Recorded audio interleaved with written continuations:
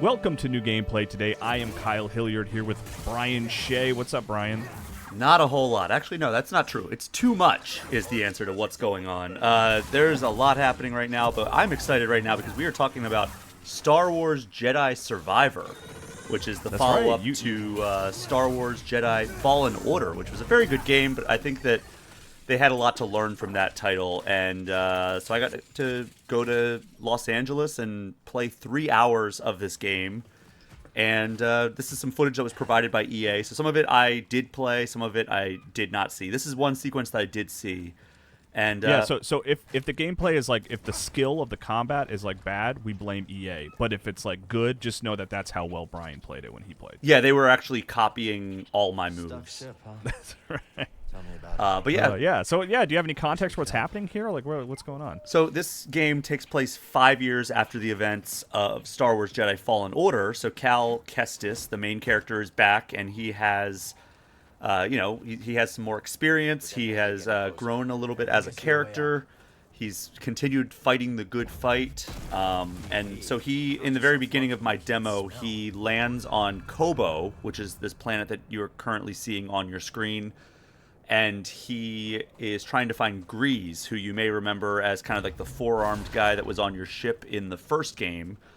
And he's looking for a part that he can use to repair his ship. And while he's there, he uncovers like some other stuff that's going on and decides to investigate that. This is kind of like one of the sections of that. My entire time that I spent playing the game was on Kobo, so I all of my time in the game was exploring the various areas, the various biomes of this planet, and learning more about like what happened to this planet, which I'm not going to spoil because it's one of the best parts of the first game was the story, and I think that this is kind of at least heading in that direction as well. Play here. Yeah, so you can see right here, this is I believe an optional boss battle against a Rancor. And I think this is part of a side mission that you can do, if I'm not mistaken. And You did not fight a Rancor in the first game, right? I don't think so.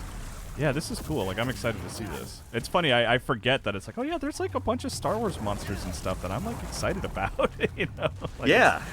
And you can see right here, he just switched over to the new stance in this game, which is the dual wield stance.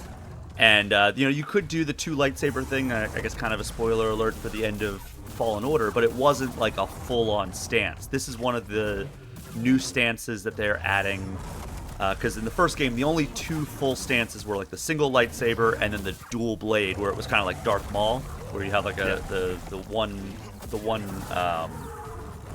lightsaber with two blades.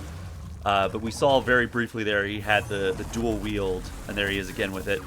And basically that is a more offensive stance. Like, the single lightsaber is kind of balanced, the double blade is kind of crowd control, and the dual wield is more offensive. And this player, they weren't as good as me, so they got eaten. But let's jump over to some other footage.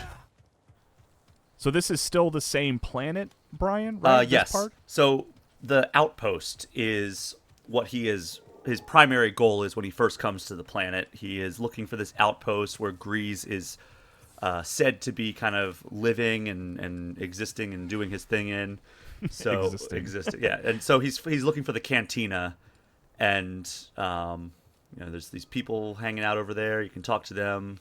That area seemed big. One thing you had in your written preview, which I've read. This is my first time seeing this gameplay, but you said that the map system was a little friendlier and like gave you less one-way roads and stuff like that, which seemed nice. There was one part, and I have to be careful the way I talk about some of it because there are some restrictions about what I can and can't say. But there was one part where there was a one-way slide, which is one of the biggest frustrations about the maps in Fallen Order. And I was like, oh, it's back. And then I looked, and it was like, oh, wait, you can run up the walls. And, like, it kind of subverted your expectations of, like, oh, great, no more of these one-way slides. And it's like, no, you can just run up the walls and kind of go against it. But now we're getting a look at the skill tree here. So you saw earlier that you can just basically trade out your lightsaber stances like a loadout, essentially. This is at the meditation point that we are currently upgrading. You can also rest, which refills your health and your stim packs.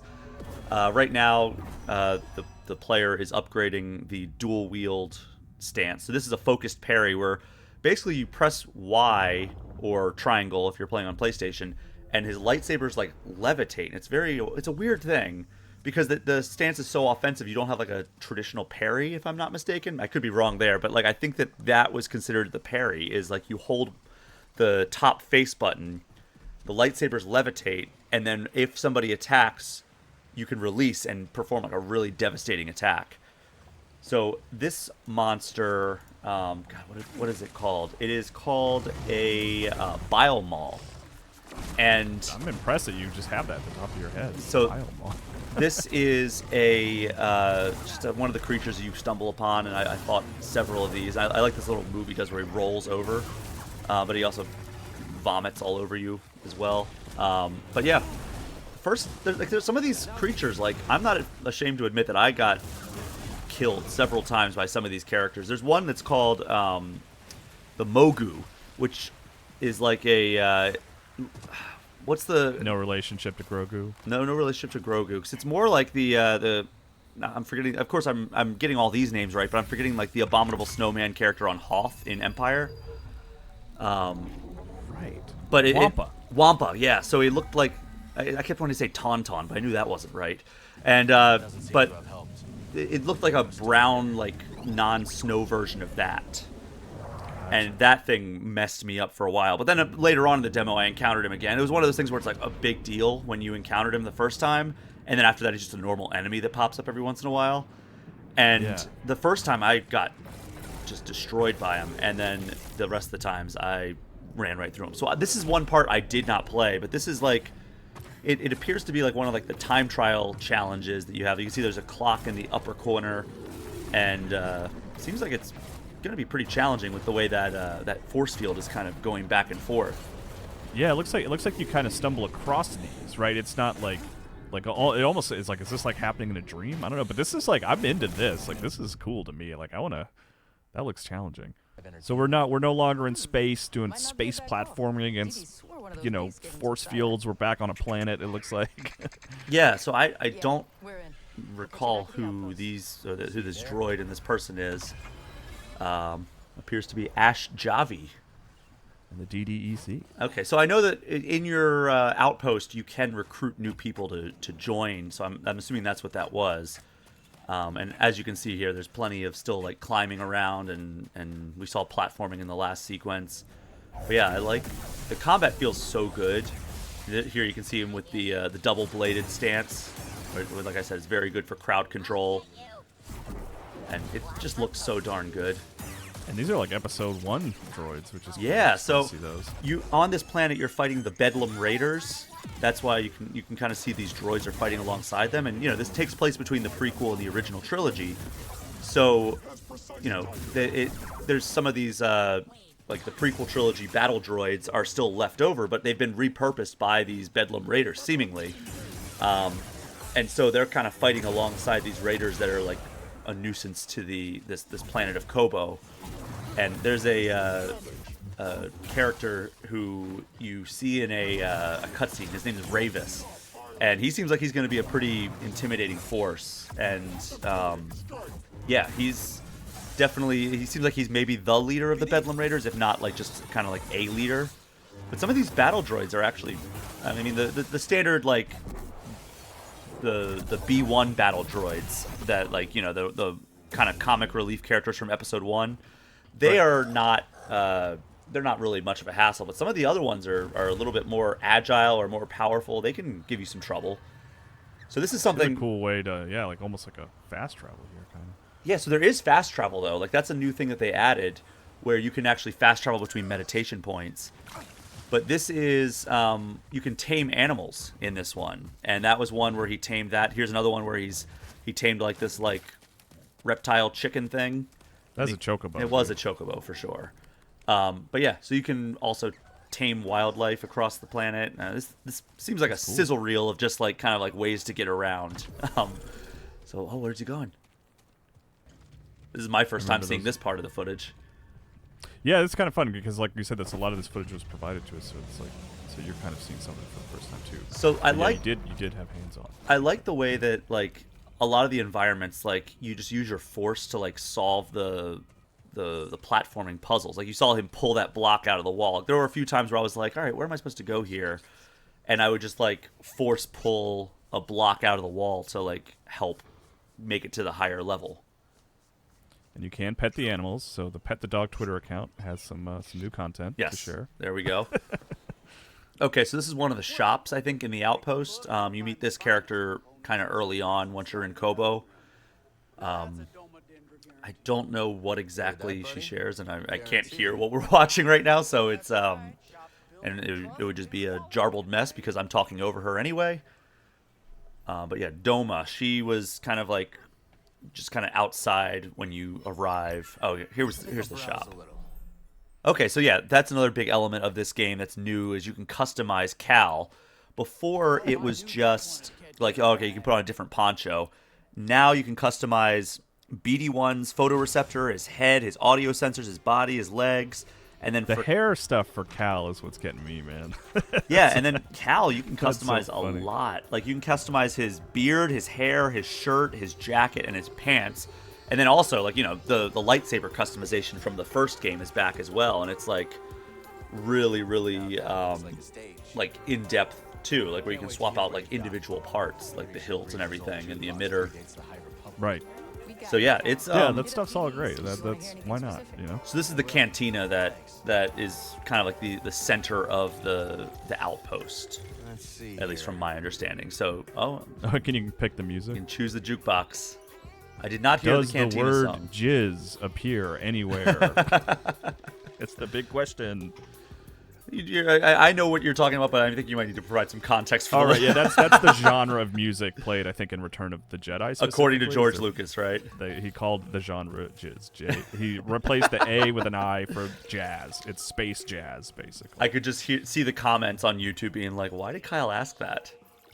Now, we scrubbed through this footage a little bit already, Brian, and this actually had, I don't know when we'll get to it at some point, but this actually had maybe most of the stuff that you hadn't actually like physically played, because I think you spent most of your time just fighting and exploring. Right? Yeah, I tried to do a lot of the Golden Path stuff in my playthrough, because they said like, hey, you have 3 hours with the game, and it would take about 3 hours to get through like the main stuff. So I spent a lot of my time doing that, and of course I ended up getting stuck on like a couple puzzles, so I didn't get all the way to the end of it.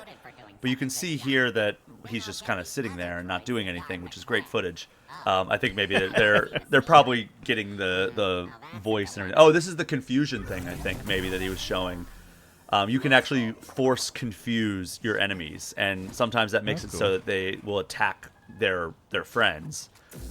But yeah, so you can. One thing that you're seeing right here is Cal is slashing these plants and collecting seeds.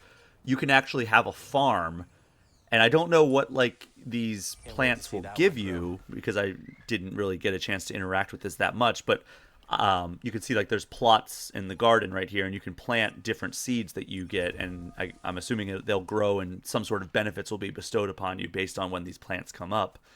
But, you know, that's a little extra thing that you can do in this game. And I collected all the seeds that I could, and now they're useless because that save file's probably deleted. I mean, it makes me wonder if you'll be spending a lot of time, like, returning to this planet. Because, like, in the first game, you spent almost, like, an even amount of time on each planet, right? Like, each planet was like a level, and you hung out there for a couple hours, then you went and did another planet. But this makes me wonder if you're going to be coming back here a lot. I would imagine, because you're also recruiting all those people to be in the outpost. So I'm assuming that's going to be like your base of operations. Like maybe after every mission, you go back there. So here we're seeing some of the lightsaber customization, which, as I said, it's pretty robust. You have every individual part you can swap out however you want. And it's, you know, all this stuff, including some of the customization stuff, including... For both BD and Cal, as well as the lightsaber components, these are all available through exploration. Like I would go off into like a little corner, and there'd be like almost like a treasure chest, and you'd open it, and you'd have, I got a new jacket for Cal. So there's some stuff. It's wild how much you can change out here. Like I'm surprised. You know? I do love that. Like he like reacts like he's getting smacked in the face with the components. Yeah, I don't think he likes it, honestly. Hey, it takes a lot to look as fresh as he does. And here's some of Here's the the Cal jackets. stuff. Yeah. Cool. Yeah, I mean, I played around with it. It was funny because, like, one of his abilities now is he can wall jump. And I was, like, you can just, like, kind of bounce back and forth between walls, almost like Mario. And then I looked, and I was like, oh, my God, I accidentally made Cal look like Mario. Because I had him wearing blue... like blue shirt and then red overalls almost, right. And I was like, he had a red jacket and red pants over a blue shirt, and I was like, whoops, or I blue jacket and blue short or blue pants and then a red shirt underneath, and he looked just like Mario, and he was doing the wall jumps, and I was like, whoops, I did not mean to do that. I also just want to remind everyone that this is provided footage, and Brian did not choose the mullet. If I had it available to me, I absolutely would have. I both will not use that option ever, and also really love that it's there. Oh, absolutely, yeah. Oh man, that's so funny. Yeah, why not, man? Let's have a Jedi with a mullet. I mean, Ewan McGregor's not gonna willingly put on a mullet, so we got to give this somebody. I'm trying so hard to come up with like a wordplay for achy breaky heart, but I just can't. Like, there's no like Jedi terminology. No, you don't have to. I mean, hey man, this is a good look at Star Wars Jedi Survivor. It's coming out April 28th, Xbox and PlayStation 5. And PC. It's looking good, man. And PC. It's looking great. Yeah, I very much liked what I played, and I'm excited to jump in when the final version is available. And there's a preview. There's more from your hands-on time preview on the website as well, right? Yes, GameInformer.com. And you can read all my full in-depth impressions, and they aren't nearly as scatterbrained as this video has been. Thanks, Brian.